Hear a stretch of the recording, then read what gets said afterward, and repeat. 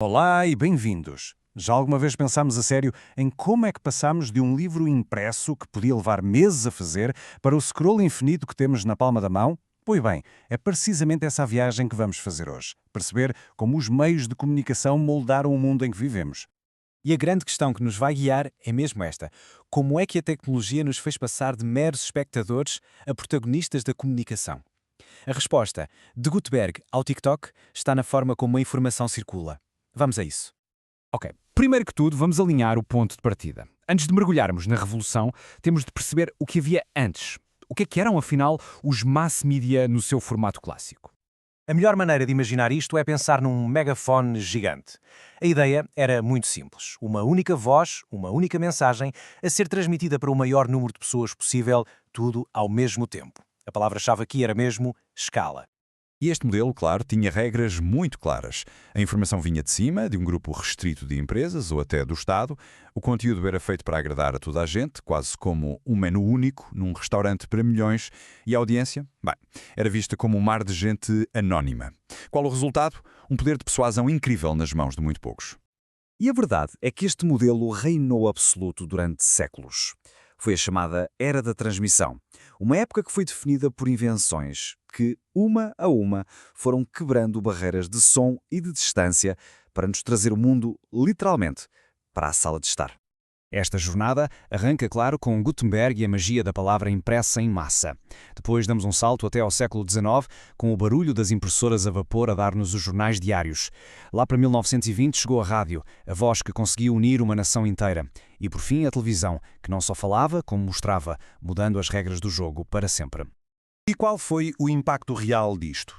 Bem, olhemos para este número: 83%. Em 1940, muito antes de a televisão ser sequer comum, esta era a percentagem de lares americanos que já tinha rádio.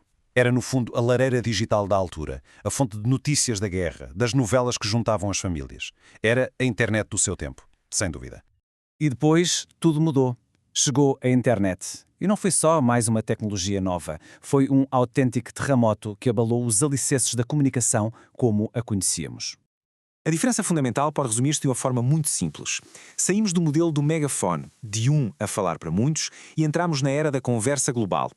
De repente, a audiência ganhou uma voz. Deixamos de ser apenas receptores para passarmos a ser também emissores. E esta revolução foi construída passo a passo, claro. Começou quase em segredo como um projeto militar chamado ARPANET. Depois, a World Wide Web deu-lhe uma cara mais amigável. A 6 Degrees ensinou-nos a criar perfis online. E em 2004, o Facebook não só abriu as portas, como as arrombou, inaugurando de vez a era social em que ainda hoje vivemos. Mas com novas ferramentas, claro, vêm novas formas de poder. A tecnologia mudou e com ela mudou também a arte da persuasão. Como é que se influencia a opinião pública hoje quando comparamos com o passado? No mundo antigo do um para muitos, a influência era direta, às vezes até brutal, chamava-se propaganda. Regimes como a Alemanha nazi ou a União Soviética levaram esta técnica à perfeição, usando o controle total que tinham da rádio, do cinema e dos jornais para criar uma única realidade oficial, enquanto silenciavam tudo o resto. Hoje, a propaganda usou uma roupa diferente. É muito mais subtil e o seu nome é câmara de eco. Já não é um governo a decidir o que vemos, mas sim um algoritmo. Ele aprende aquilo de que gostamos e vai construindo um mundo digital à nossa medida, onde as nossas ideias são constantemente reforçadas. O controle descentralizou-se, mas o resultado é perigosamente familiar. Um isolamento de ideias. E tudo isto leva-nos a uma teoria clássica, mas que está mais atual do que nunca: a teoria do agenda setting. A ideia é simples. Os mídia não nos dizem o que pensar sobre um assunto, mas ao insistirem muito num assunto, fazem-nos sentir que ele é o mais importante. Se todos os telejornais abrem com economia, a economia passa a ser a nossa principal preocupação, mesmo que o nosso problema real seja outro. No fundo, são eles que definem a agenda da conversa pública. Então, para onde vamos a partir daqui? Se esta viagem nos ensinou alguma coisa, é que a única certeza é a mudança. E as tecnologias que estão a aparecer agora prometem escrever um capítulo completamente novo nesta história. Basta olharmos para o horizonte. A inteligência artificial já não se limita a escrever textos. Ela cria imagens, vídeos, personaliza tudo o que vemos. A realidade virtual promete não só contar-nos histórias, mas pôr-nos dentro delas. O jornalismo de dados pega em números complexos e transforma-os em histórias visuais que todos percebemos.